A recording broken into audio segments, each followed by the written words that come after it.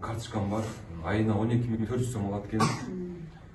Кудай жараткан канча күн иштейбиз, канча ай иштейбиз, канча жыл иштейбиз, айыл өкмөттүн мөөнөтү 4 жыл болот экен. Ошол акырына чейин отурган болсок, акырына чейин ушул карточкамды сиздерге берейин. Айына 12.400 сомдон ушул балдарга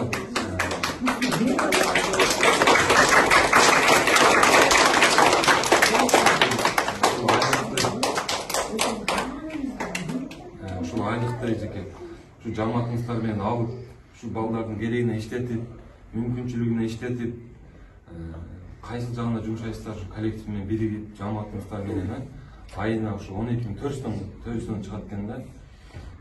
Анан ушу мен сизге берген өзүм ниет кылып жүрдүм эле, мына